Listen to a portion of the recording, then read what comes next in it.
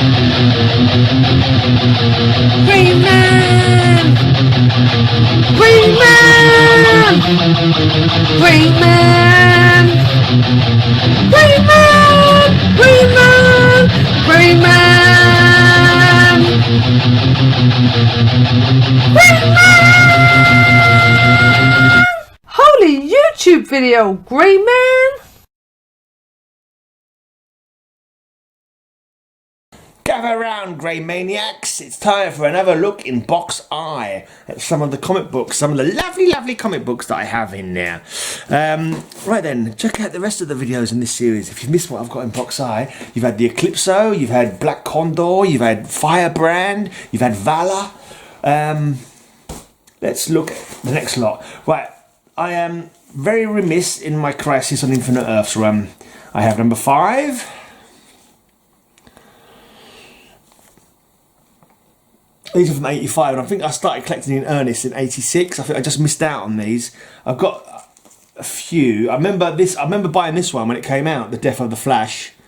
And I definitely remember buying this and having it at that time. So this must have been, I must have sort of started 85, 86 kind of thing. Maybe this is, I can't really say for sure.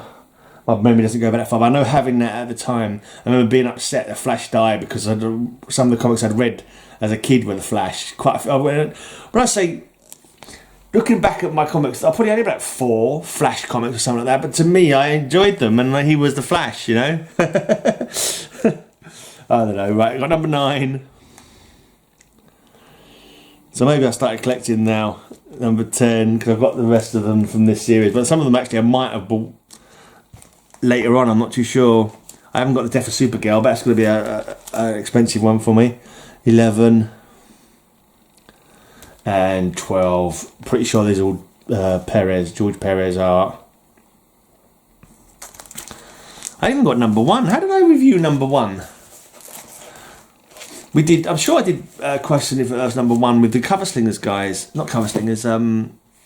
Graders Notes guys. Because I think I was on Graders Notes for about 2 minutes.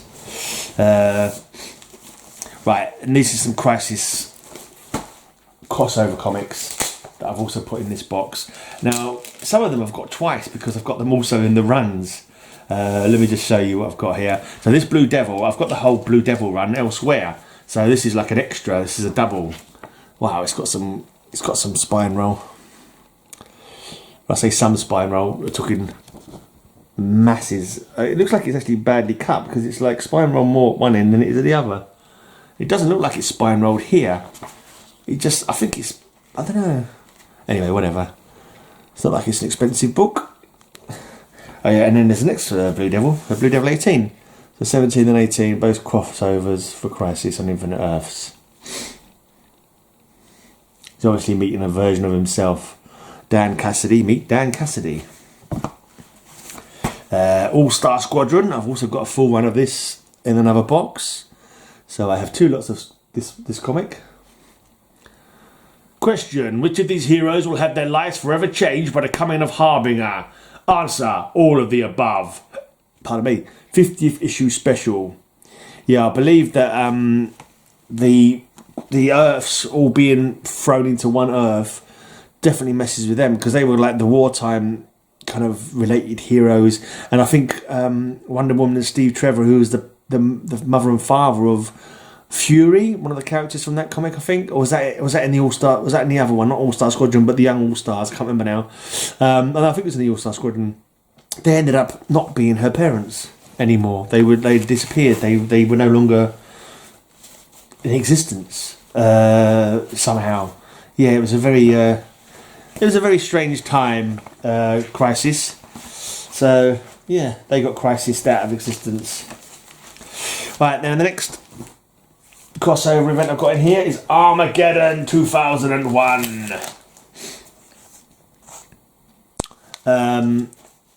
Basically, there was all leading up to it. In Armageddon 2001, this guy, Rave Rider, come from the future to because he knew that in the future one of the superheroes will see 10 years from now the world will survive. These heroes won't, because one of the heroes from our time, or this time, which is probably, was it 91? So Yeah. So this is talking about in 10 years' time. It's going to be like a big disaster, and that 10 years' time in the future is now 20 years in our past.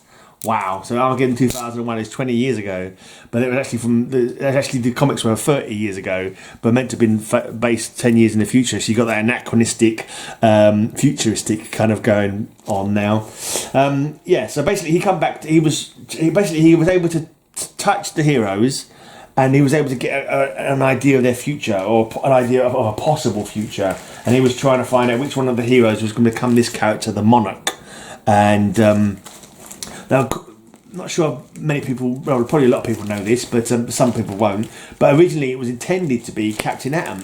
Captain Atom was going to become Monarch. He was going to be the bad guy. But somehow it got leaked. I think it might have been in the early 91. Would the internet be around by then? But it was in the early days of the internet. But somehow it was leaked that Captain Atom was going to be the Monarch, and instead they made it Hawk from Hawk and Dove, which annoyed me because I was reading Hawk and Dove. That was one of the comics I got and enjoyed. I liked Hawk and Dove. I thought it was really cool.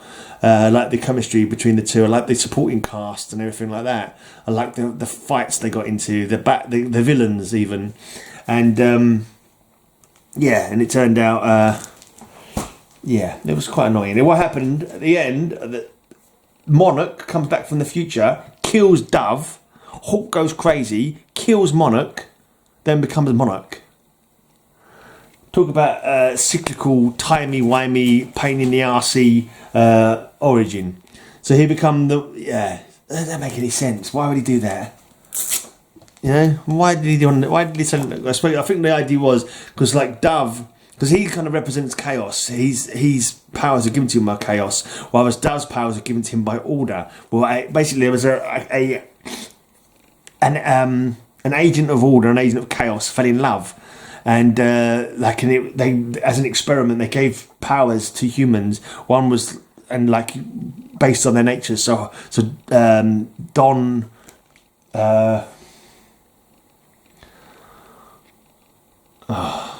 I can't remember his name. Dawn Granger is Hawk, and no, Don was the other bloody Dove who died. His brother Hank Hall. Hank Hall? Yeah, Hank Hall was Hawk. I've forgotten completely where I was going with that. Anyway, here's Legion 2001. Late Legion 01, rather. Yeah, I forgot what I was going to say. But yeah, that's what this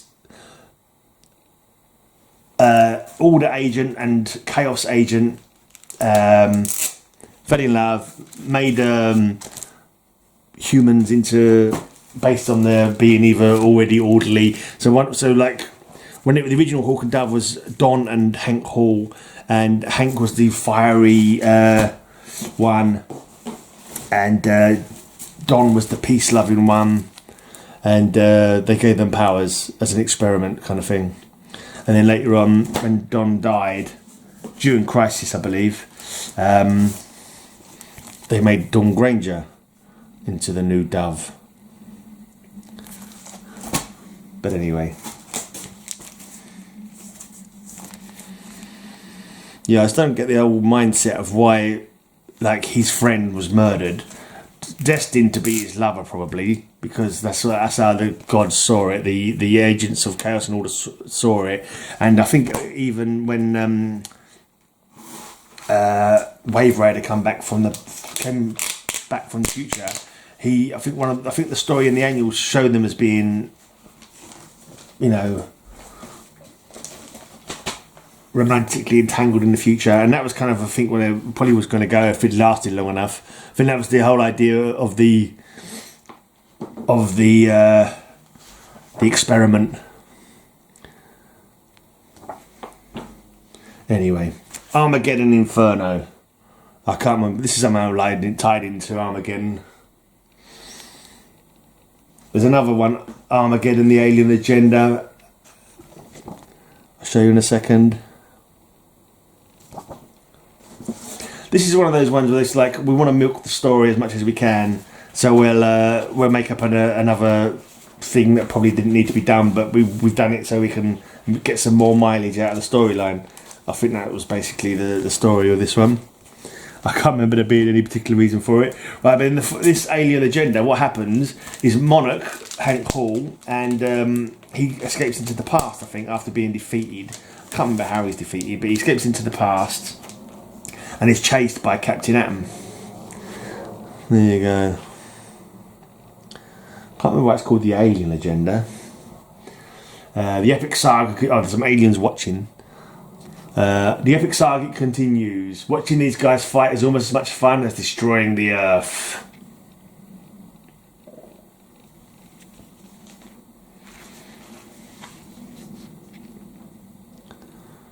So they're basically travelling through time, fighting each other. Alright, Monarch, you low down belly crawling varmint. Make your play.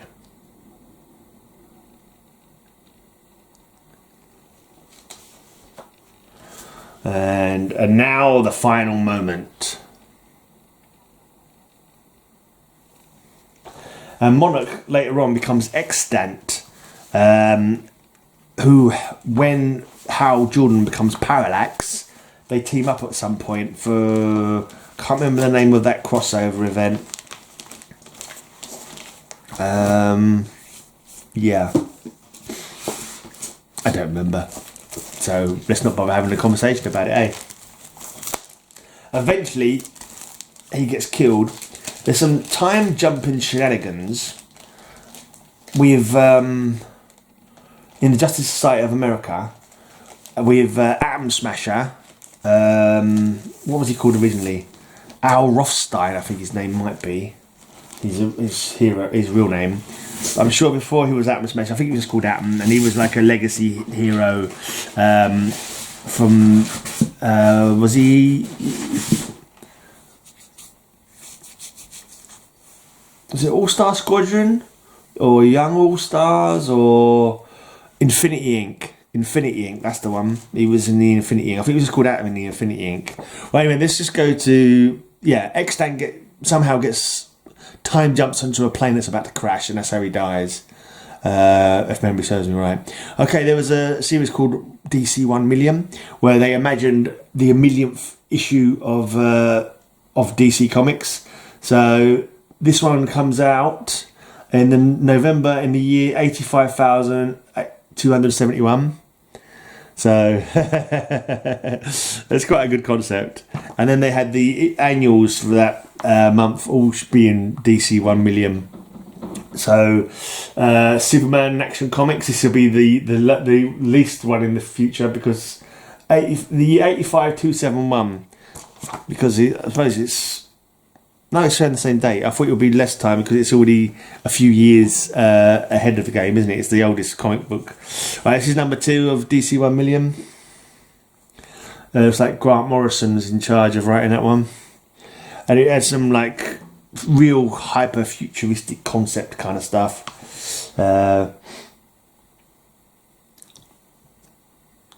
Superman Man of Steel 1 million. So this is a futuristic Superman. A new Superman in the future, basically. I'm guessing that's future Lois Lane as well.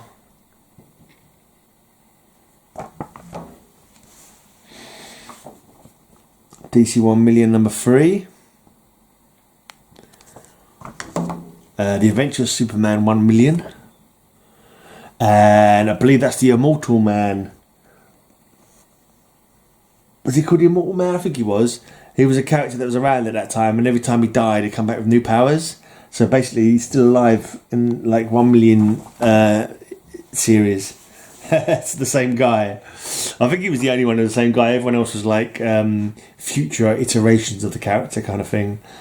I think Batman was a robot in the future or something like that. Or the 1 million year version of Batman was a robot, I believe. Or was it the Robin? No, Robin was a robot, that's right. And I think Batman was like a prison warder on Pluto, the prison planet. Something like that. Right, and there's DC 1 million number 4. And on the back, it's telling you to drink milk. I think that's Buffy the Vampire Slayer. Sarah Michelle Gellar, yeah. So yeah, drink milk. Oh yeah, I drink some milk, all right. I like milk, but yeah. I was going to say something rude, but I won't. But I'm thinking something rude. Trust me, I'm looking at Michelle Gellar and milk, and I'm thinking rude thoughts. Right, next up we have Genesis. I can't really remember what the Genesis story was about. Oh, I think it's tied in with the New Gods. I'm guessing, yeah, New Gods, because New Genesis is the name of their planet, isn't it? The source of all power, doomed. And here we have, I can't remember what his name is. Not as interesting. Let's face it, the guys from New Genesis are not as interesting as the guys from Apocalypse, Dark Side. Is he called Allfather? I can't remember if he's called. Is he called Allfather?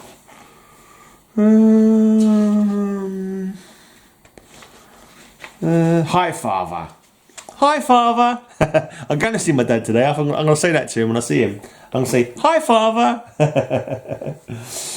Yes, you all know this ugly bugger.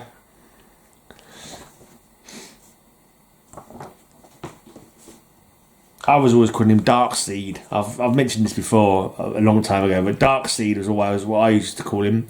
I looked at the way it's spelled, and to me, Darkseid made more sense.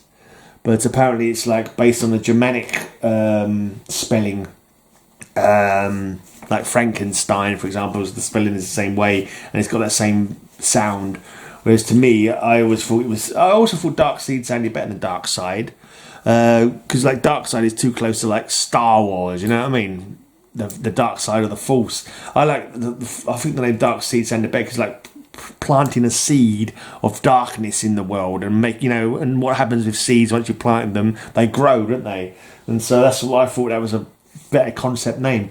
Right, I got some Power of Shazam because it's a Genesis crossover. If thy gods forsake thee. Because, of course, he gets his powers from the gods, doesn't he? Jack Kirby's Fourth World. Hi, Father saying bye, Father, by the looks of him. He's not looking too good there. A random Lobo surfing the God Wave. Yeah, any event, you can always trust Lobo to be there doing something daft. Right, do I want to make that the end? Because I think the next lot is Bloodlines, and I've got quite a lot of those. How many comics have I shown in this video? I'm not even sure. We'll call that the end of this video because, yeah, it may be a shorter video than normal. I'm not too sure, but it doesn't matter. We're going to come back next time. I'll be showing you my Bloodlines, which is a rather long series, but it was good stuff. I enjoyed the Bloodlines stories. I'll tell you more about them when I see you next. Until that time, though, have a great, amazing day, and I hope that all your news will be good news. Have a great, amazing day. I'll have a great, amazing day. Have a great, amazing day. I hope you have a great, amazing day.